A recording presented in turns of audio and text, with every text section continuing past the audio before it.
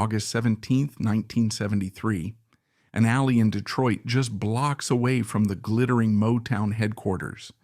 Inside a parked car lay Paul Williams, dead from a self-inflicted gunshot wound at just 34 years old. He was the man who gave the Temptations their legendary style. But behind the million-dollar smile was a man crushed by the relentless, unforgiving pressure of the Motown factory. Replaced, marginalized, and battling severe illness, he was left in the dark while his label kept making millions. To understand his tragedy, you cannot just look at the glamour of the final product. You have to look past the sequined curtain and examine the factory floor. The transition from a raw artist to a manufactured corporate product is never an accident. It is not a natural evolution of talent. It requires a systematic process of dismantling an individual's identity. When Berry Gordy founded Motown, he did not look to other record labels for his operational blueprint. He looked back at his time working on the assembly line at the Lincoln Mercury automobile plant in Detroit. He had spent his days watching raw steel move down a conveyor belt, being hammered, shaped, polished, and subjected to rigorous quality control until it emerged as a shiny, uniform commodity. He took this exact industrial framework and applied it to human beings.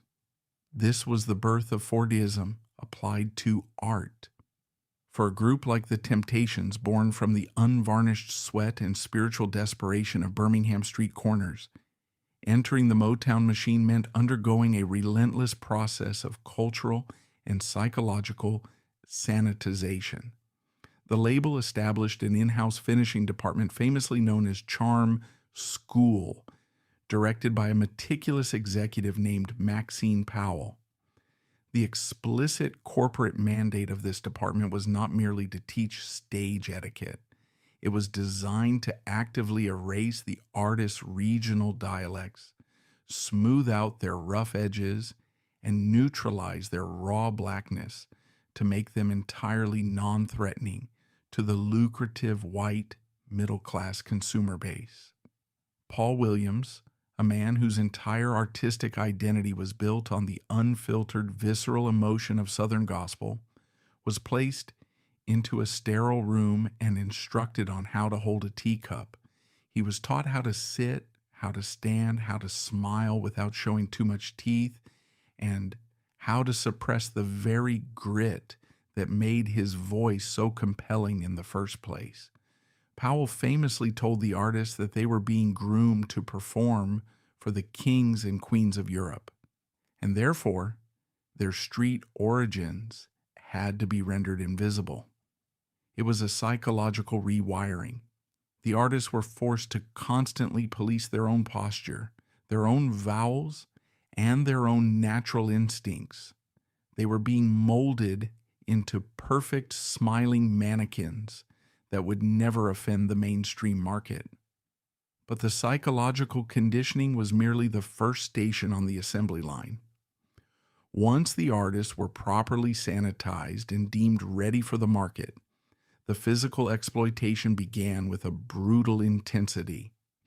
The public only saw the glamorous 3-minute television appearances on programs like The Ed Sullivan Show.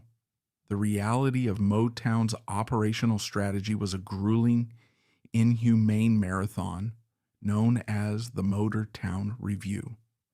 The corporate executives demanded that the machine run constantly, forcing groups like the Temptations onto a punishing schedule that often exceeded 300 tour dates in a single calendar year. You have to examine the physical reality of this schedule. In the early to mid-1960s, these artists were crammed into buses with faulty air conditioning, traversing the highly segregated and deeply hostile Jim Crow South on a route known as the Chitlin Circuit. They were international superstars wearing bespoke tuxedos on stage, yet they were routinely denied entry to white-owned gas stations, restaurants, and hotels. They faced armed police escorts in southern towns. not to protect them from overzealous fans, but to intimidate them. Within this environment of constant racial terror, they were expected to perform multiple high-energy shows, a day, 7 days a week. There were no built-in periods for vocal rest. There were no comprehensive corporate health care provisions. There was absolutely no room for physical weakness. If a member collapsed from exhaustion, the machine did not stop to allow for recovery. It simply demanded that they stand back up, put on the uniform, and hit their mark. For Paul Williams, who was bearing the immense physiological pressure of executing and leading the highly complex Temptations walk night after night, this relentless pace began to slowly dismantle his body at a cellular level. The human frame is not designed to function as an industrial piston, but the label operated on a simple, ruthless philosophy. As long as there is consumer demand, the inventory must be continuously delivered to the stage, regardless of the biological cost to the inventory itself. This intersection of exhaustion and fame brings us to the core mechanism of the machine, the financial architecture. The corporate structure of Motown in the 1960s moved beyond mere physical exploitation into a system that closely resembled a financial hostage situation. The greatest illusion ever successfully sold by the mid-century music industry was the perceived wealth of its stars. The Temptations were selling millions of vinyl records, dominating the Billboard charts, generating staggering, unprecedented revenue for the label, and projecting an image of absolute luxury. Yet, the mechanism quietly draining their bank accounts was a predatory labyrinthine accounting practice known as cross-collateralization. To understand the trap, you have to look at the math. During an era when successful white rock bands at major labels were beginning to secure royalty rates of 8 to 10%, Motown routinely locked its black artists into standard non-negotiable contracts, offering a microscopic 3% royalty rate. But the true brutality lay in the division of those pennies. That 3% was split evenly among the 5 members of the Temptations. That left Paul Williams, the foundational architect of the group, with a catastrophic 0.6% cut of his own artistic output. Furthermore, the label acted as an inescapable monopoly. They charged the artist for the absolute privilege of working. The studio time, the session musicians, the travel costs, the fuel for the tour buses, and even those famously sharp, required stage uniforms were not covered by the corporation. They were classified as recoupable debts and deducted directly from that 0.6% cut. The label essentially acted as a bank, fronting the money for the glamorous lifestyle, and then charging the artists exorbitant interest on their own existence. The mathematical reality of cross-collateralization is devastating. An artist could achieve a #1 hit, sell 3 million records, generate massive liquid capital for the label's executives, and, at the end of the fiscal year, receive a financial statement proving that they actually owed the company money. Paul Williams was a global icon whose face and voice helped build an empire, yet he was placed on a tightly controlled weekly allowance. He was a grown man with a wife and children, forced to walk into an executive office and ask for $50 or $100 in pocket money from a corporation that was getting rich off his vocal cords. He was an indentured servant in a silk suit. To survive this kind of systemic financial strangulation, an artist requires a bulletproof sense of self-worth. But the Motown machine was simultaneously stripping Paul of his artistic identity, methodically removing the very pillars he had built to ensure the group's success. The executives held weekly quality control meetings where songs and performances were ruthlessly graded. During these meetings, a calculated decision was made regarding Paul's voice. His rich, warm, foundational lead vocals were deemed less commercially explosive than the gritty, flamboyant, and deeply arrogant persona of David Ruffin. Slowly, systematically, Paul was pushed back from the center microphone. The defining hits of the era, like My Girl, shifted the spotlight entirely onto Ruffin. Here, Paul's fatal flaw, his overwhelming, almost pathological sense of loyalty to the Brotherhood, became the instrument of his own erasure. A more ego-driven artist would have hired a lawyer, demanded equal time, or walked away to launch a solo career. But Paul believed in the supremacy of the group. He accepted the demotion. He stepped back into the shadows, convincing himself that swallowing his pride was the necessary price for keeping his brothers on top. He did not fight the machine because he thought he was protecting his family. But the machine did not stop at his voice. It came for his physical genius as well. As the Temptations became a polished, Tier 1 corporate asset, Motown decided to standardize their stage presence across the entire roster. They hired a legendary dancer named Charlie Atkins to serve as the label's official in-house choreographer. The psychological toll of this corporate decision on Paul Williams is difficult to overstate.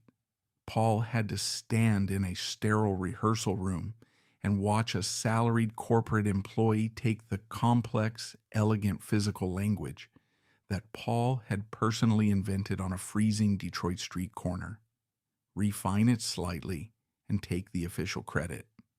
Paul had to watch another man get paid a steady, reliable salary to teach the Temptations how to do the Temptations walk. He watched in silent humiliation. His own creative blueprints were simply rebranded as corporate property.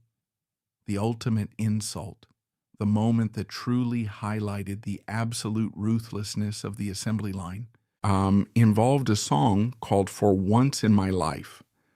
Paul Williams did not just record this song, he delivered it directly to the American public. During the 1968 television special TCB, Paul stepped away from the background and took the center microphone to perform a live rendition that instantly became legendary. He poured every ounce of his Southern gospel heartbreak, his silent humiliation, and his profound physical exhaustion into that performance. It was a masterpiece of raw, unvarnished emotion. For a few minutes on national television, he offered undeniable, explosive proof of his supreme capability as a standalone powerhouse vocalist.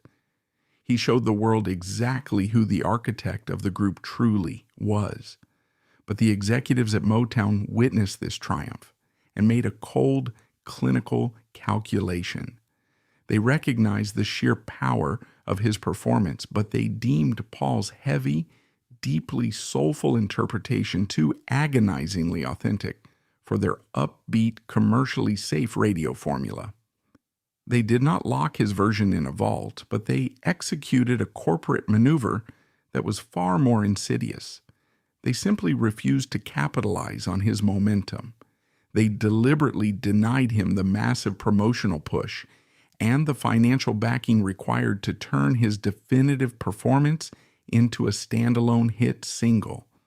Instead, they handed the full weight of their marketing machine to a younger, universally marketable artist on their roster named Stevie Wonder. Wonder recorded an up-tempo, undeniably brilliant, but fundamentally entirely different version of the track, and the label heavily pushed it to become a massive global pop hit. Paul Williams had to stand on stage night after night, executing his intricate spins and deep knee bends, listening to a song he had just defined on national television climb the Billboard charts in the voice of another man.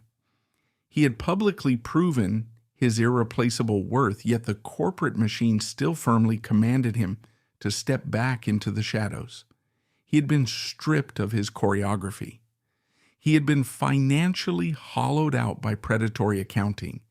His identity had been systematically disassembled and redistributed to optimize the label's profit margins. His mind was breaking.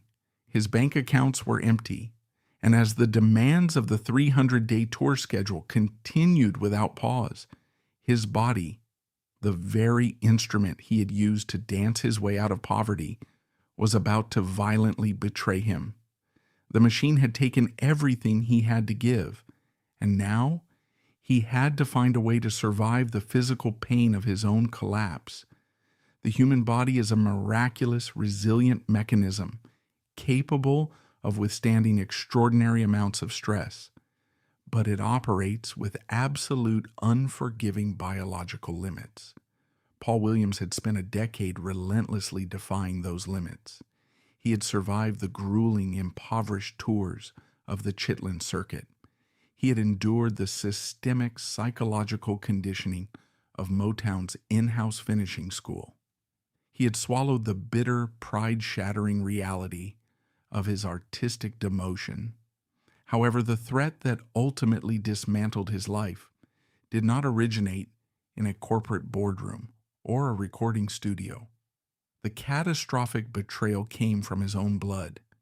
Many medical historians and biographers point to a devastating underlying condition that began to aggressively ravage Paul's body during the late 1960s, sickle cell anemia.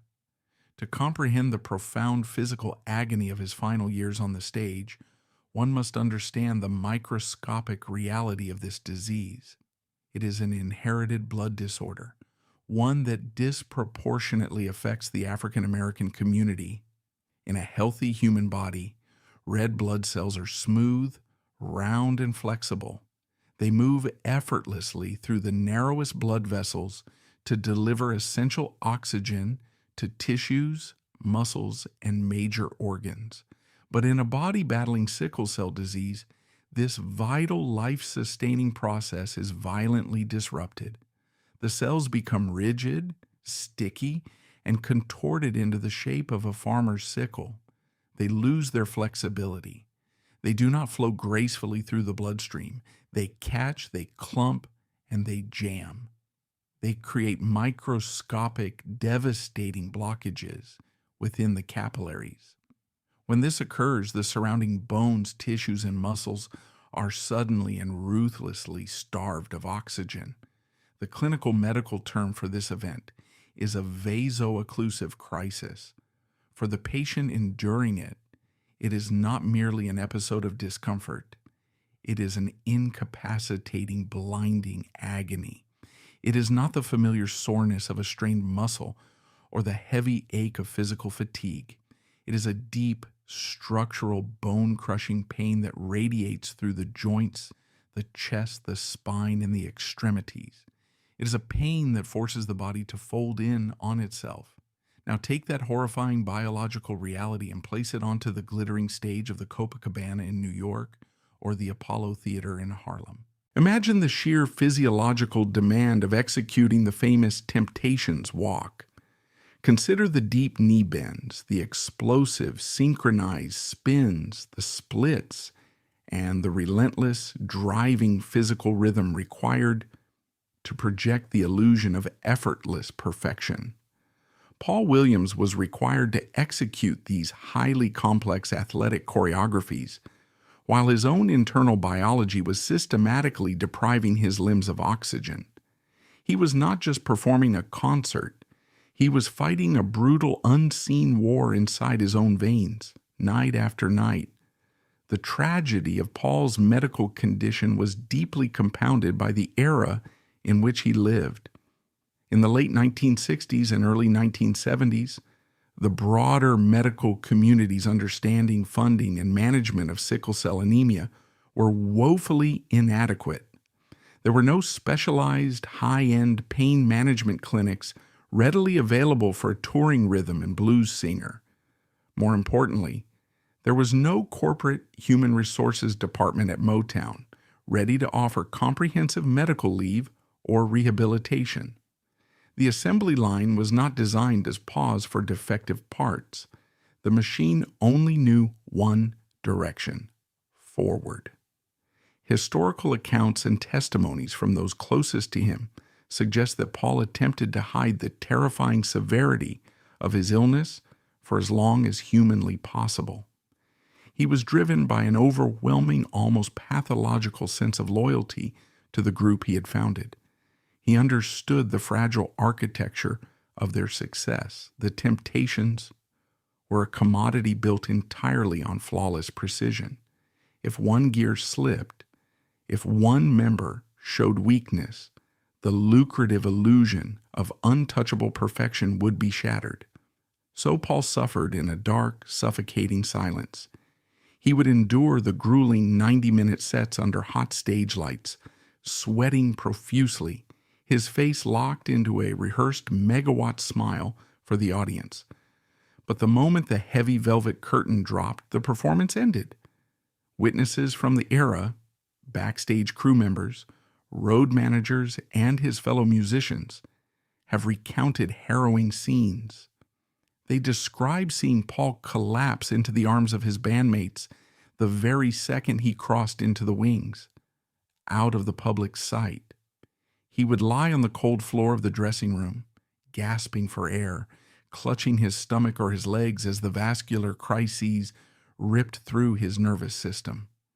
Yet the next evening, the bespoke suit would be pressed, the patent leather shoes would be shined, and the architect would be expected back on the factory floor. The relentless corporate touring schedule, which frequently demanded over 300 shows a year, simply did not allow for biological failure. When the established medical system offers no relief, and the corporate structure demands constant, unwavering production, a desperate human being will inevitably seek out their own anesthesia. For Paul Williams, that desperately needed anesthesia arrived in a glass bottle. It likely began quietly. A single drink to steady the frayed nerves before the curtain went up.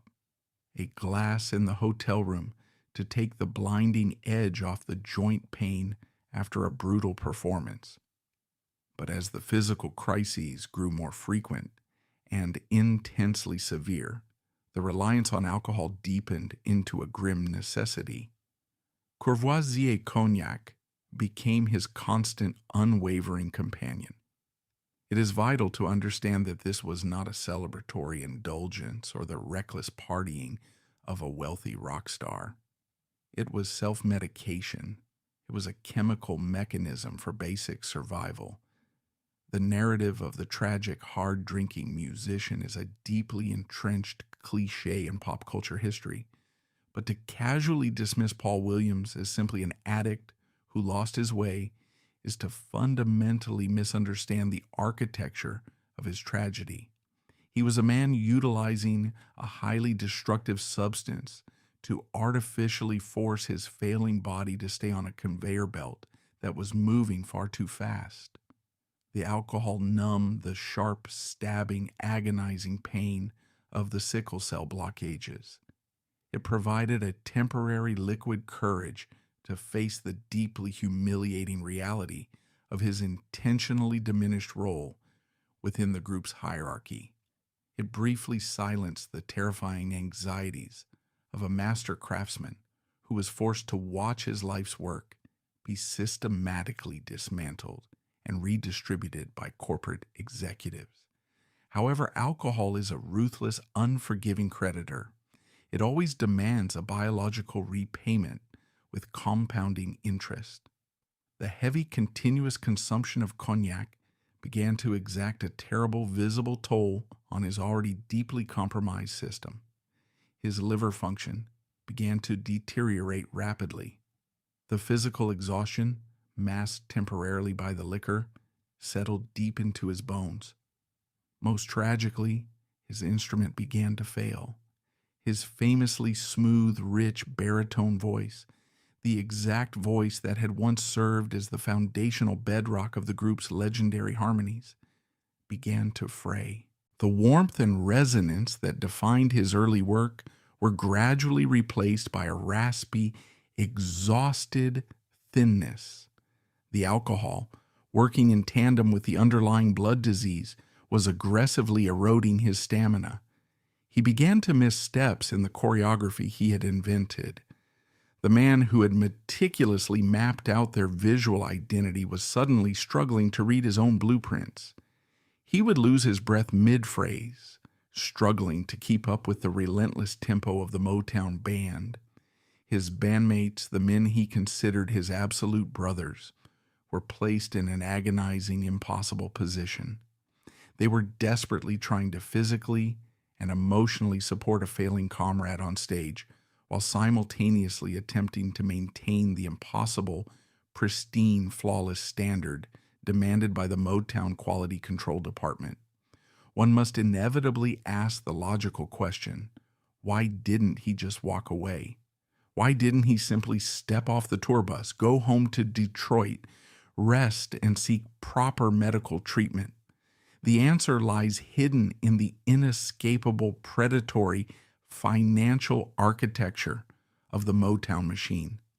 He could not afford to stop. Despite the tens of millions of vinyl records sold globally, despite the string of #1 hits dominating the Billboard charts, and despite the sold-out arenas from London to Los Angeles, Paul Williams was trapped in a suffocating cycle of debt. The devastating cross-collateralization strategy utilized by the label had ensured that his individual profit margins were virtually non-existent. The label fronted the money for the illusion of wealth and billed the artists for the reality. Paul had a wife and young children relying on him. He had mortgages to pay. He had the expensive, mandated lifestyle of a global superstar to maintain, a lifestyle that was contractually required by the label's image makers, but financially shouldered entirely by the artist's microscopic royalty fraction. If he stepped off the tour bus to heal his broken body, his severely restricted weekly financial allowance stopped immediately. If he formally quit the group to save his life, he would still be held legally and financially liable for the mountain of recoupable corporate expenses the label had meticulously cataloged on their accounting ledgers. He was caught in a terrifying, inescapable paradox. The very job that was systematically killing him was the only thing standing between his family and total financial ruin. This is the stark, brutal reality of racial capitalism within the mid-century music industry. The artist is not viewed as a human partner. The artist is classified as a raw resource, and a resource is relentlessly extracted until it is utterly depleted. Paul's failing physical body was the literal collateral for his debt. He had to keep offering it up to the stage, night after agonizing night. He sacrificed his failing health and his deteriorating pride to the machine just to ensure his family's survival. He kept performing, heavily medicated and strictly bound by his financial obligations. By 1971, the tragic intersection of physical illness, severe chemical dependency, and financial desperation reached a critical, undeniable breaking point. Paul's body simply refused to comply with the relentless demands of the schedule any longer. He was routinely and suddenly hospitalized for extreme exhaustion, severe liver complications, and agonizing sickle cell crises that left him entirely immobilized. The group was occasionally forced to perform as a quartet, leaving a glaring physical void on the stage. For the executives at Motown, a missing piece of the visual product was a disruption that their rigid quality control metrics found entirely unacceptable. The corporate solution devised to address this human tragedy stands as perhaps one of the most chilling, cynical examples of industry commodification on historical record. The executives did not send Paul Williams home to heal with dignity. They did not pause the lucrative tour to allow their foundational architect to recover. Instead, they engineered a cold, calculated strategy to keep the profitable visual illusion perfectly intact while entirely replacing the human substance behind it. They brought in a singer named Richard Street. Street was a former member of a group called the Monitors and had been working as an employee in Motown's internal quality control department. Crucially, his vocal timbre possessed a similar workable quality to Paul's fading baritone. The new corporate directive was established, and the mechanics of the deception were put into place. Paul Williams would still dress in the immaculately tailored tuxedo. He would still walk out onto the stage in front of thousands of screaming fans. He would stand in his designated spot under the glaring hot spotlights, and he would attempt to execute the choreography he had birthed, but his microphone would be turned down. In many instances, according to those present, it was turned off completely. Behind the heavy stage curtain, completely out of sight of the paying audience, Richard Street stood in the shadows with a live, amplified microphone.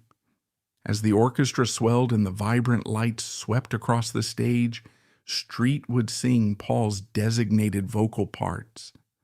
Out front, under the spotlight, Paul Williams was instructed to move his mouth in precise synchronization with the phantom voice echoing from the backstage darkness. One must pause and attempt to fully comprehend the profound, shattering psychological devastation of this specific act. Paul Williams was a proud, fiercely talented man who had forged his identity in the fires of Birmingham, Alabama. He was a genuine pioneer of Southern gospel harmony.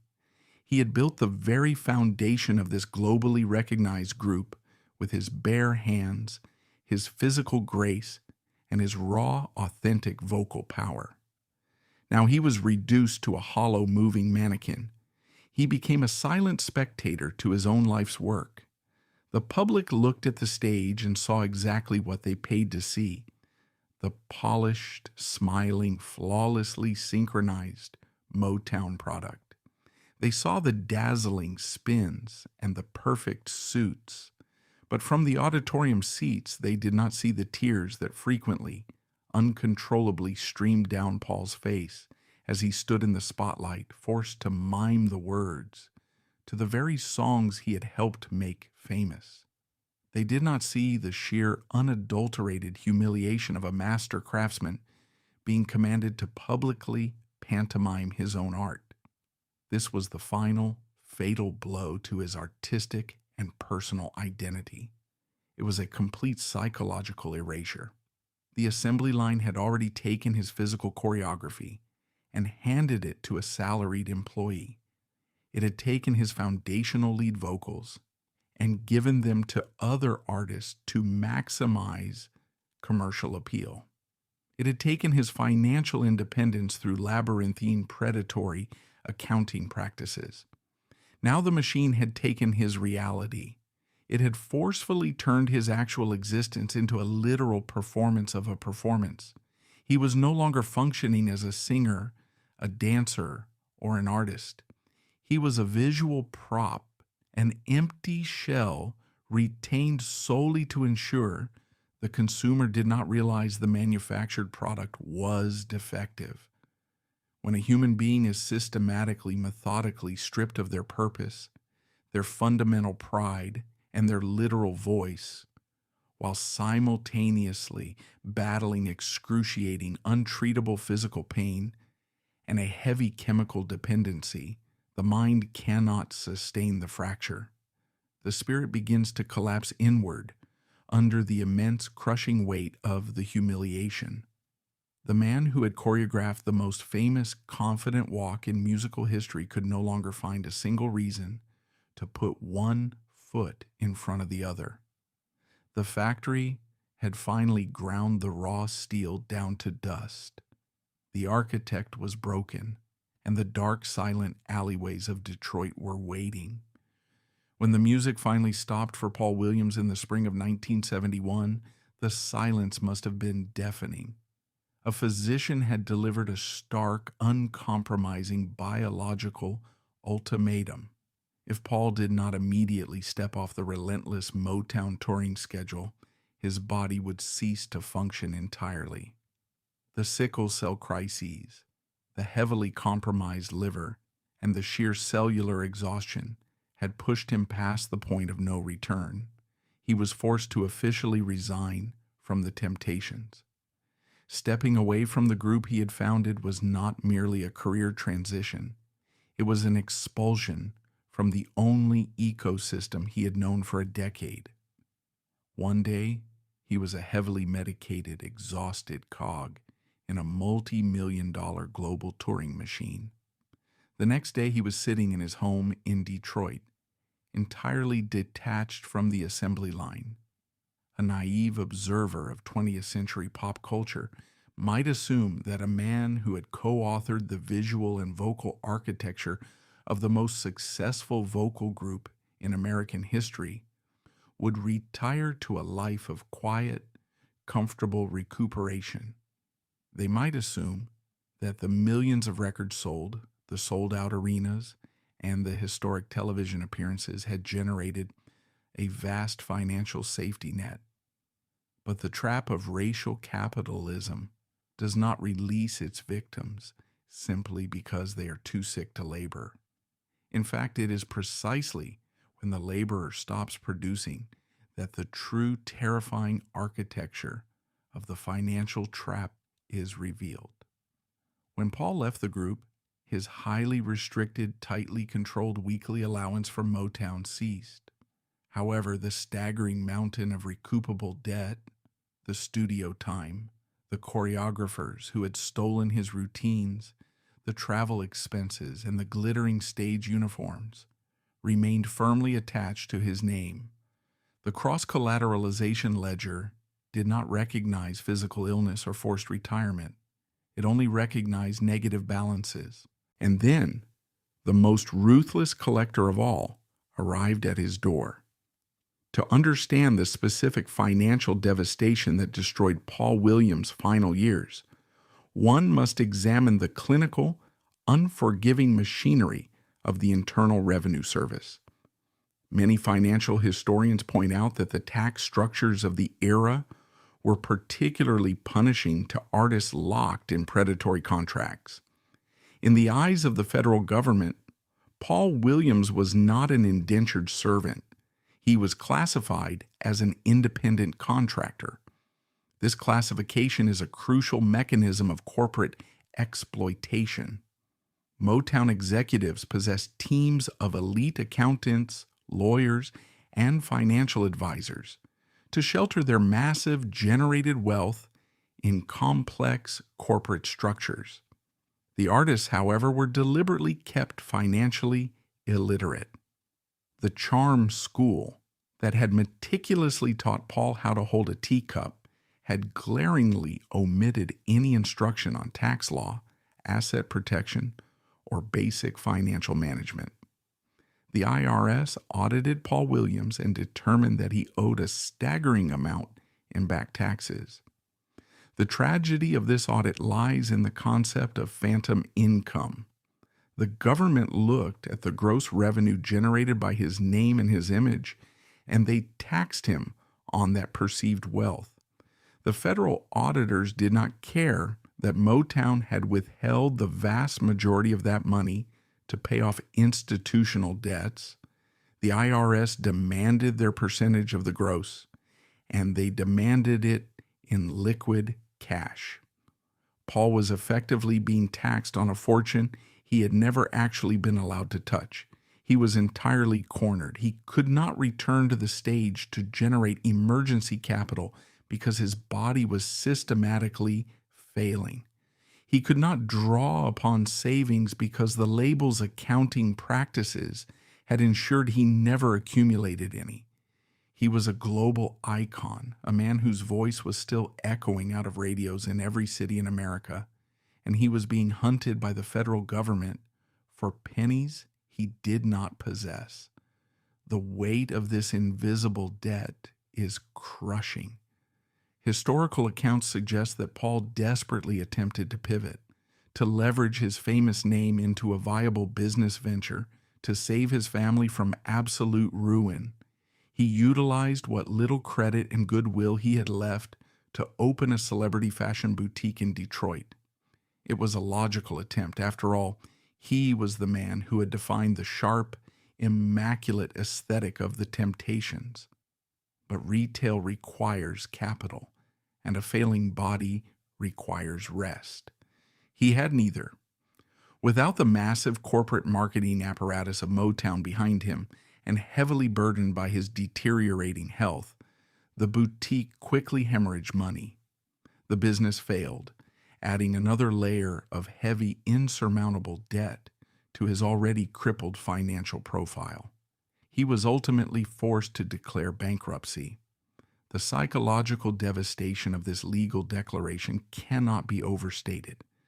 This was not the strategic, calculated bankruptcy of a wealthy corporation restructuring its assets. This was the total, humiliating public stripping of a man's dignity. Paul Williams had to stand before a court and legally admit that despite a decade of generating unprecedented wealth for others, his own life's work amounted to a negative integer. The descent from that courtroom into absolute desperate survival was rapid and brutal. Stripped of his boutique, hounded by creditors, and physically deteriorating, Paul was forced into the ultimate indignity. He took a job working at a local used car lot in Detroit. The man who had once commanded global stages was now forced to trade his rapidly deteriorating health and what remained of his pride to sell second-hand vehicles, just to keep his family from starving. Now he was standing on a dusty, unforgiving asphalt lot under the harsh gray Detroit sky. He was wearing an off-the-rack suit, shivering in the cold wind, attempting to negotiate the price of a second-hand sedan with local residents. There is a specific piercing humiliation in being recognized when you have fallen. People would walk onto that car lot, look at the weary, frail man with the yellowing eyes from liver failure, and they would see the ghost of a superstar. They would ask him if he was really Paul Williams. They would ask him why he wasn't on television anymore. Every single day under the fluorescent lights of a cramped sales office, he was forced to confront the vast, unbridgeable chasm between the towering legacy he had built and the destitute reality he was currently surviving. It was a daily psychological execution. The assembly line had not just discarded him, it had actively ensured he would be ground into the dirt. He was dying of sickle cell anemia and battling a severe chemical dependency. Legally bankrupt, he sold used cars just miles from the Motown studio where his voice had built an empire. By the summer of 1973, the final threads of his endurance were unraveling completely. He was separated from his wife. He was reportedly wandering the streets of Detroit in a state of profound depression and physical agony.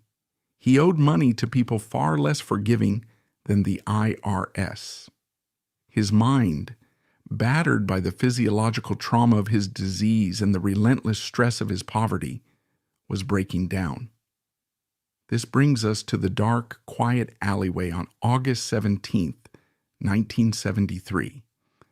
The police received a call and dispatched units to a desolate alley near the intersection of 14th Street and West Grand Boulevard. The location itself was a hauntingly poetic reflection of his life.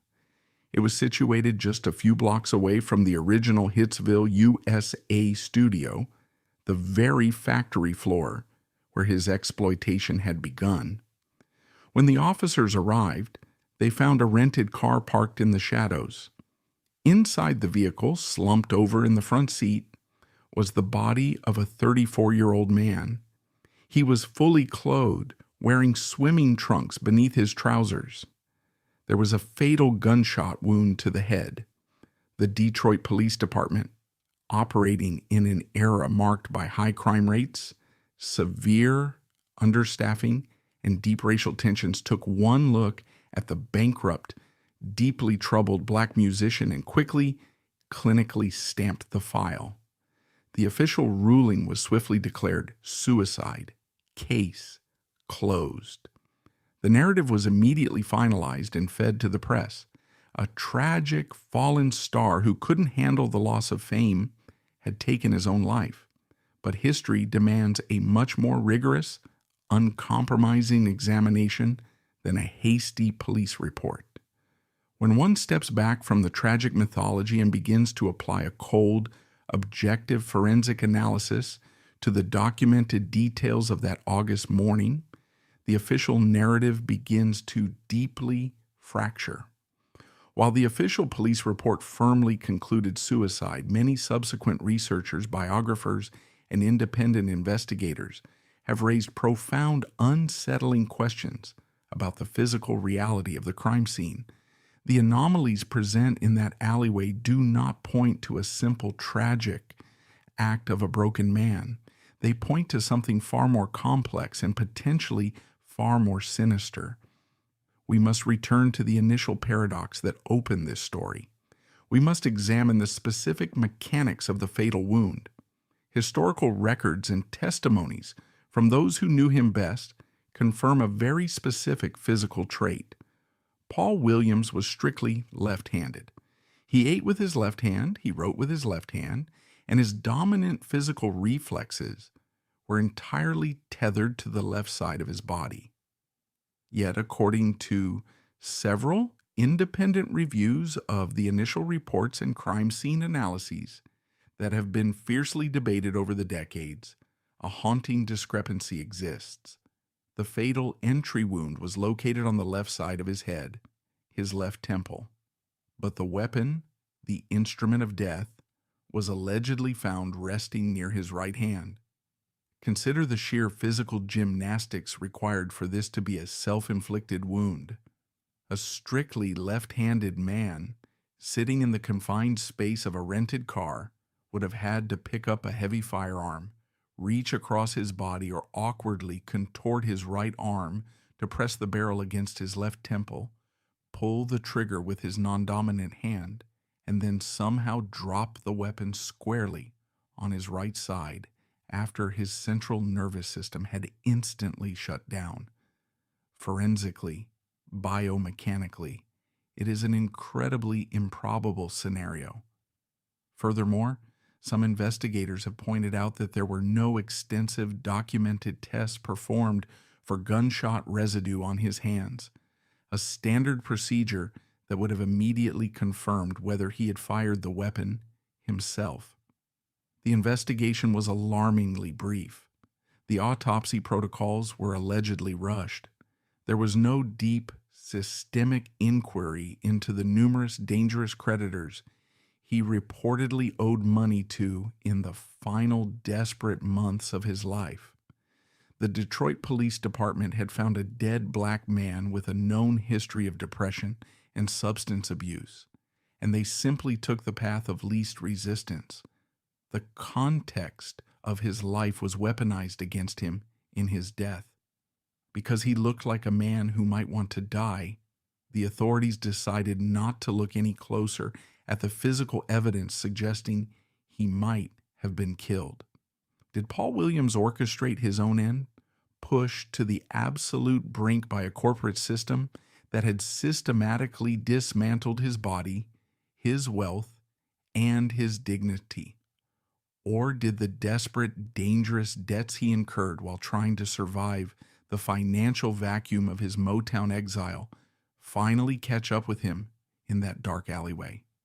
The absolute, definitive truth of those final moments may forever remain locked in the shadows of West Grand Boulevard.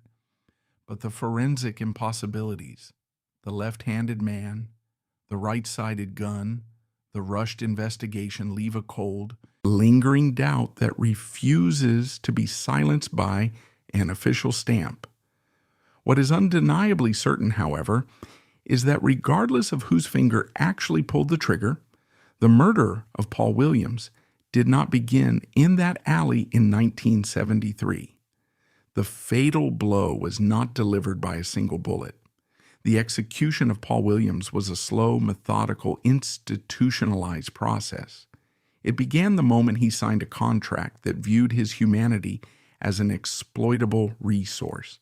It was accelerated by every 300-day tour schedule that ignored his failing blood, by every corporate maneuver that erased his artistic identity, and by every ledger that legally stole his generational wealth. The man in the rented car was already a casualty of an industrial machine long before the gun was ever drawn. He was collateral damage in an industry that weighed his worth entirely in vinyl records and concert tickets, blinding itself to the dying man generating the profit. When the news of Paul Williams's death finally broke in the late summer of 1973, the city of Detroit and the broader world of music briefly paused to mourn the physical reality of a man they had long since stopped seeing. The funeral held for the foundational architect of the Temptations was a profound spectacle of public grief, standing in jarring, agonizing contrast to the lonely, destitute nature of his final days. Thousands of devastated fans lined the streets of Detroit. Inside the church, the air was thick with the heavy, undeniable sorrow of a community that had lost one of its brightest, most authentic voices. The men he had harmonized with on freezing Birmingham street corners, the brothers he had fiercely protected and elevated, David Ruffin, Eddie Kendricks, Otis Williams, Melvin Franklin, and Dennis Edwards, stepped forward to serve as his pallbearers. They carried the physical weight of the man who had carried the artistic weight of the group for over a decade. But amid the tears, the floral arrangements, and the heartfelt eulogies, there was a glaring, profound silence. According to numerous historical accounts and testimonies from those present, the architect of the Motown machine, Berry Gordy, was notably absent. The executive who had adapted the Ford automobile assembly line to human beings, the man who had built a sprawling multi-million-dollar empire upon the meticulous choreography and soulful foundation that Paul Williams had provided, did not come to see the final broken product of his factory floor being lowered into the earth. Whether this absence was a matter of scheduling, personal discomfort, or corporate detachment, its symbolic weight is devastating. It stands as the ultimate chilling expression of the industrial ethos. When a machine breaks down, the factory owner does not mourn the gears. The assembly line simply sweeps the debris away, recalibrates, and continues to run. And the Motown machine did exactly that. It kept running. The most insidious tragedy of racial capitalism is that it does not respect the boundary of death. When Paul Williams died, his physical suffering finally ceased, but the staggering financial apparatus that had systematically crushed him continued to operate with ruthless, unbroken efficiency. His sudden death did not magically erase the labyrinthine ledgers of cross-collateralization. The massive manufactured debts for studio time, travel, and stage uniforms were not forgiven in an act of corporate grace. Instead, his estate, his widow, and his young children were left to navigate the brutal fallout of his systemic exploitation. While the classic records continued to spin on radio stations across the globe, generating continuous, staggering wealth, the royalties from the very empire Paul had helped build largely bypassed his family. They were absorbed back into the corporate structure to settle the debts of a man who had been charged exorbitant interest for the mere privilege of being a superstar. His family was left to fight for scraps in the shadow of a monolithic, wildly profitable legacy. This brings us to the ultimate necessary reckoning of this story. we must directly confront the title of this tragedy, the assertion that Motown pushed Paul Williams toward suicide. History demands nuance, and the absolute truth of what happened in that dark alleyway on August 17th, 1973, may never be entirely resolved. Whether that fatal gunshot was genuinely self-inflicted by a left-handed man in a moment of unbearable chemically altered despair, or whether it was the violent consequence of the dangerous, desperate debts he incurred trying to survive his exile, the underlying undeniable truth remains the same. The Motown corporate apparatus did not place the weapon in his hand, but they undeniably, methodically, and legally pushed him into the dark. Over the course of a decade, they dismantled every single protective barrier that might have saved his life. They took his raw, authentic voice and relegated it to the background because it did not fit their sanitized metrics. They took the physical genius of his choreography and rebranded it as corporate property. They ignored the terrifying biological reality of his sickle cell anemia, forcing him to endure agonizing vascular crises to maintain a 300-day touring schedule. They watched his desperate descent into chemical dependency and responded not with medical intervention, but with the ultimate humiliation of forcing him to lip-sync his own legacy. And finally, through predatory accounting, they extracted his generational wealth, leaving him to face the IRS and a devastating bankruptcy without a safety net. They pushed him to the absolute frayed edge of human endurance. And when his mind and body finally shattered under the immense, calculated weight of their profit margins, they simply turned his microphone off and replaced him. Paul Williams was not a tragic accident. He was not merely a brilliant artist who simply couldn't handle the pressures of fame. That is the sanitized, comfortable fairy tale the industry prefers to sell. The reality is far darker. He was the inevitable collateral damage of a system specifically designed to prioritize extreme wealth over basic humanity. He was a victim of a corporate structure that perfectly understood the exact multi-million-dollar value of his art, but absolutely refused to recognize the value of his life. The history of 20th century pop culture is built upon these hidden graves. The golden eras we celebrate are often heavily mortgaged against the physical and psychological destruction of the artists who built them. So, the next time you see archival footage of the Temptations, the next time you hear the opening notes of a classic Motown track, and the next time you see that impossibly smooth, perfectly synchronized glide across a glowing stage, look past the glittering sequins, look past the rehearsed immaculate smiles, remember the factory floor, remember the heavy, unbearable cost of that perfection, and most importantly, remember the architect. Remember Paul Williams, the man who taught the world how to walk, even when the machine he built had made it impossible for him to stand.